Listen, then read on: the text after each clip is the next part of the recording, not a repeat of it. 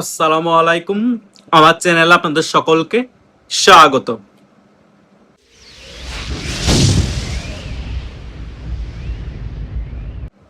আমাকে আমার ইউটিউবের অনেক সাবস্ক্রাইবার আমাকে প্রশ্ন করছে যে ভাইয়া, শেখ হাসিনা যে বলেছে বাংলাদেশ আওয়ামী লীগের অনেক শীর্ষ পর্যায়ের নেতারাও শেখ হাসিনার সাথে দেশে ফিরে আসবে। এখন শীর্ষ পর্যায়ের অনেক নেতার তো যারা ভারতে আছে তাদের পাসপোর্ট নেই, তারা কিভাবে শেখ হাসিনার সাথে বাংলাদেশে ফিরে আসবে? এই সকল কথার জবাব বা এই সকল বিষয় আমার ক্লিয়ার করার কোনো প্রয়োজন নেই। গত কয়েকদিন ধরেই বাংলাদেশ আওয়ামী লীগের শীর্ষ পর্যায়ের অনেক নেতাই ইউটিউবের অনেক চ্যানেলে টকশোতে এসে ব্যাপারগুলো ক্লিয়ার করেছে। বাংলাদেশের সাবেক স্বরাষ্ট্রমন্ত্রী আসাদুজ্জামান খান কামালও তিনি ক্লিয়ারলি বলেছেন, পাসপোর্ট থাকুক বা না থাকুক, আমরা শেখ হাসিনা যেদিনই বাংলাদেশে আসতে বলবে ওনার সাথে, সেদিনই আমরা বাংলাদেশে চলে যাব।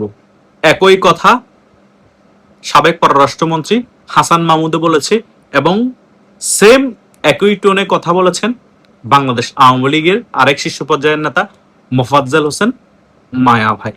সো আপনাদের এই সকল বিষয় নিয়ে এত টেনশন করা লাগবে না, কার পাসপোর্ট আছে কার পাসপোর্ট নাই। যেদিন শেখ হাসিনা সিদ্ধান্ত নিয়ে নিবে বাংলাদেশে ফিরবে, কোনো পাসপোর্ট লাগবে না। কথা বুঝতে পেরেছেন? অনেক বাংলাদেশি তো ভারতে চলে গিয়েছে সিস্টেমেটিক ভাবে কাটাতারার বেড়ার ওই সাইড দিয়ে, তাদেরকে পাসপোর্ট লেগেছে। আওয়ামী লীগের অনেক নেতাও সীমান্ত দিয়ে পার হয়ে ভারত চলে গিয়েছে, তাদেরকে পাসপোর্ট লেগেছে। আর শেখ হাসিনার মতো এত বড় নেত্রী, এত সাহসী নেত্রী 15.5 বছর বাংলাদেশকে শাসন করেছে, বর্তমান সরকার শেখ হাসিনাকে পাসপোর্ট দিলে বা কি না দিলে বা কি? ভারত যদি শেখ হাসিনাকে সম্পূর্ণরূপে সাপোর্ট করে, শেখ হাসিনারও কোনো পাসপোর্ট লাগবে না, আওয়ামী লীগের কোনো শীর্ষ পর্যায়ের নেতাদেরও ভারত থেকে বাংলাদেশে আসতে পাসপোর্ট লাগবে না। কারণ বাংলাদেশে যখনই আওয়ামী লীগের শীর্ষ পর্যায়ের নেতারা এবং শেখ হাসিনা ঢুকে যাবে, বাংলাদেশের নিয়ন্ত্রণ আওয়ামী লীগের হাতে চলে আসবে, তখন আওয়ামী লীগ যা বলবে তাই হবে। সো তখন পাসপোর্ট লাগবে কিনা লাগবে না সেটা সিদ্ধান্তই আওয়ামী লীগ দিতে পারবে। এটাই হচ্ছে রিয়ালিটি। এখন আন্তর্জাতিক অপরাধ ট্রাইব্যুনালের চিফ প্রসিকিউটর বিভিন্ন ধরনের যুক্তি দিবে। আরেক রাজাকারের শাবক আছে, সাবেক আন্তর্জাতিক অপরাধ ট্রাইব্যুনালের চিফ প্রসিকিউটর, সেও বিভিন্ন ধরনের বেফাস বক্তব্য দিবে। কি কি সাইন্টিফিক দড়ি নাকি তার কাছে আছে, সেটা দিয়ে শেখ হাসিনাকে ফাঁসিতে ঝুলাবে। আরে বেটা, এত সোজা শেখের বেটিকে ফাঁসিতে ঝুলানো? আওয়ামী লীগকে বাংলাদেশের রাজনীতি থেকে ধ্বংস করা এত সোজা? গালবাজি করস, সেটার মধ্যে সীমাবদ্ধ থাকবি, এর বেশি কিছুই হবে না। তোরা যেভাবে দমন নিপীড়ন করছস এই 2 বছরে, যেভাবে গালবাজি করছস, শেখ হাসিনা যদি চাইতো, আওয়ামী লীগের নেতা কর্মীরা যদি চাইতো, 15.5 বছরে তোদের একটা রাজাকারের বীর্য বাংলাদেশে টিকতো না এবং বেঁচেও থাকতি না। শেখ হাসিনা তোদেরকে চাপে রাখলো, রাজনীতি করার সুযোগ দিয়েছে, তোরা গুপ্তভাবে রাজনীতি করেছস। বিএনপি কে চাপে রাখলো, দমন নিপীড়ন করলো, রাজনীতি করার সুযোগ দিয়েছে। অন্তত কেসি গেট খুলে দাঁড়িয়ে তো বক্তব্য দিতে পেরেছে এই কেসি যুগ্ম আহ্বায়ক বিএনপির রিজভী সাহেব, বা যুগ্ম মহাসচিব বলেন, যাই বলেন না কেন, কথা বুঝেন নাই? সো শেখ হাসিনা তোদের মতো 15.5 বছর এইরকম দমন নিপীড়ন চালানি, তোরা এই 2 বছর আমুরার মামুরা বিলে আওয়ামী লীগের উপর যে দমন নিপীড়ন চালাইছিস, কিন্তু এটা আওয়ামী লীগের জন্য একটা শিক্ষার প্রয়োজন ছিল। কারণ আওয়ামী লীগ কর্মী বান্ধব রাজনীতি থেকে দূরে সরে এসেছিল আওয়ামী লীগের অনেক শীর্ষ পর্যায়ের নেতারা এবং অনেক মধ্যম পর্যায়ের নেতারাও। সেই কারণেই আওয়ামী লীগের এই পতন হওয়া জরুরি ছিল, সেটা হয়েছে। এখন আবার আওয়ামী লীগ জনগণের দল হয়ে সংগঠিত হয়ে বাংলাদেশের মানুষকে বোঝাতে সক্ষম হয়েছে যে আমরা যদি বাংলাদেশের রাজনীতিতে না থাকি, ক্ষমতায় না থাকি, বাংলাদেশ জঙ্গিরা দখল করে নেয়, বাংলাদেশে কোনো মানুষের নিরাপত্তা থাকে না, দ্রব্যমূল্যের দাম বৃদ্ধি হয়ে যায়, বাংলাদেশে কোনো উন্নয়ন হয় না, পুলিশের নিরাপত্তা থাকে না, ছেলে মেয়ে কারো নিরাপত্তা থাকে না। অন্তত আওয়ামী লীগ এই বিষয়গুলো জনগণের কাছে 2 বছরে ক্লিয়ার করতে পেরেছে এবং আওয়ামী লীগের যে সকল ভুল ছিল, যে সকল ল্যাকিং ছিল শীর্ষ পর্যায়ের নেতাদের এবং মধ্যম পর্যায়ের নেতাদের, সেগুলো আওয়ামী লীগ গুছিয়ে নিতে সক্ষম হয়েছে। সো এই পতন একদিক দিয়ে বাংলাদেশের কিছু ক্ষতি হলো, আওয়ামী লীগের কিছু ক্ষতি হলো, অন্য দিক দিয়ে সাংগঠনিকভাবে আওয়ামী লীগের জন্য বরং ভালোই হয়েছে। এখন আওয়ামী লীগ গুছিয়ে জনগণের দল হয়ে বাংলাদেশের রাজনীতিতে ফিরতে পারবে। এবং আপনাদের যে মনের মধ্যে প্রশ্ন যে শেখ হাসিনা কতজন শীর্ষ পর্যায়ের নেতাদেরকে নিয়ে বাংলাদেশে ফিরে আসবে, এটা কোনো সংখ্যা দিয়ে বলা যাবে না, কারণ আওয়ামী লীগের অনেক শীর্ষ পর্যায়ের নেতা আছে, মধ্যম পর্যায়ের নেতাও আছে। শেখ হাসিনা যেদিন ফিরে আসবে সকলকেই নির্দেশ দিয়ে দিবে একই দিন একই সময়ে একসাথে বাংলাদেশে যাতে ফিরে আসে। সেটা 100 হতে পারে, সেটা 1000 হতে পারে, সেটা 10,000 হতে পারে।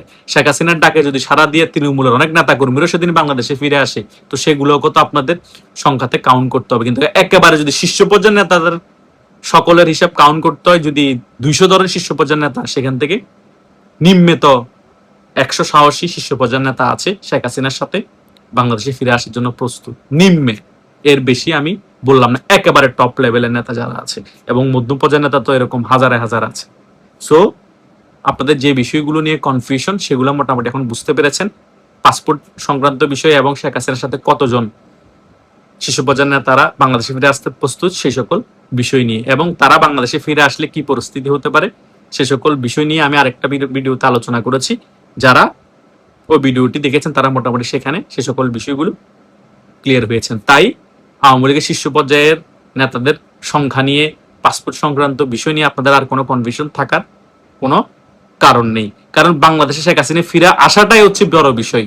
জেলে যাবে নাকি ফাঁসি হবে নাকি পাসপোর্ট আছে নাকি পাসপোর্ট না, সেটা কোনো বড় বিষয় না। বাংলাদেশে ঢুকে গিয়েছে মানে আওয়ামী লীগের খেলা ফাইনাল, শেখ হাসিনার খেলা ফাইনাল। সো সেই ফাইনাল খেলায় আমাদের জয়লাভ করতে হবে, সেদিকে আপনাদের ফোকাস দিতে হবে। আমি প্রত্যেক ভিডিও শেষে কথা আপনাদেরকে বলছি। কেন বলছি? কারণ এটা অ্যালার্মিং, কারণ এটাই আমাদের ফাইনাল খেলা হবে এবং সেই খেলায় আমাদের মেইন ফিনিশিংটা দিয়ে দিতে হবে। পাল্টা গণ অভ্যুত্থান যদি ঘটাতে হয় সেদিনই ঘটিয়ে দিতে হবে, এবং শেখ হাসিনাকে বাংলাদেশের রাজনীতিতে শেষ বয়সে হলো যে কোনোভাবে আওয়ামী লীগ সহ শেখ হাসিনাকে সহ ইস্টাবলিশ করিয়ে ফেলতে হবে, এবং যদি ক্ষমতায় আবার বসানোর সুযোগ থাকে সেখানেও বসিয়ে দিতে হবে। কথা বুঝেন নাই? তারা গালবাজি করবে শেখ হাসিনা আসার আগ পর্যন্ত, বিভিন্ন ধরনের যুক্তি দিবে। তাদের সে সকল বিষয়ে আপনারা কান দেওয়ার কোনো প্রয়োজন নাই। আমি ওই সকল বক্তব্যের কমেন্ট বক্সে গিয়ে আমি দেখি তো একটা মানুষও সেই সকল বক্তব্যকে সমর্থন দেয় না, একটা মানুষও ভালো কমেন্ট করছে না। যারা এই সকল গালবাজি করে তারা কি এই সকল কমেন্ট দেখে না? হাজার হাজার লক্ষ লক্ষ কোটি কোটি মানুষ এই সকল গালবাজদের বিরুদ্ধে, সেটা বিএনপি বলেন, জামাত বলেন, এনসিপি বলেন, তারা এই সকল বিষয় দেখেও চুপচাপ হয়ে বসে আছে। তারা মনে করছে ক্ষমতায় যখন বসেছি আমাদেরকে সরাইকে, আমরা তো ক্ষমতায় আজীবন থাকবো। ভাই, জন্মগ্রহণ যখন করেছি মৃত্যু হবেই, ক্ষমতায় যখন বসেছেন পতনও অনিবার্য। কারো ক্ষমতা পৃথিবীতে চিরস্থায়ী না। হয়তো শেখ হাসিনা 15.5 বছর থেকেছে, আপনারা হয়তো 5 বছর থাকবেন, হয়তো বা আপনারও 15.5 বছর থাকবেন, হয়তো বা 20 বছর থাকবেন, তারপর তো পতন হবে। পতন হওয়ার পর আপনাদের রাজনৈতিক দলের কি পরিস্থিতি হবে এবং আপনাদের রেখে যাওয়া পেলার কি পরিস্থিতি হবে, সেই সকল বিষয় মাথায় রেখেই আগামীর সকল চিন্তা ভাবনা মাথায় রেখে আপনাদের রাজনীতি করতে হবে। তা না হলে 2 টাকার লাভ হবে না বাংলাদেশের মানুষের, এবং 2 পয়সার লাভ হবে না আপনারা যে সকল গালবাজি করছেন আপনাদের নেতাকর্মীদেরও। সো সকল কিছু ভেবে চিন্তেই গালবাজি করা প্রয়োজন, এবং ভবিষ্যতের কথা চিন্তা রেখে আমাদের সকল রাজনৈতিক দলের রাজনীতি করা প্রয়োজন। আওয়ামী লীগ ভবিষ্যতের কথা চিন্তা করে না, আওয়ামী লীগ সেটা এই 2 বছরে ভালো করে ফেস করেছে। সেম আওয়ামী লীগকে দেখে আপনাদের শিক্ষা প্রয়োজন।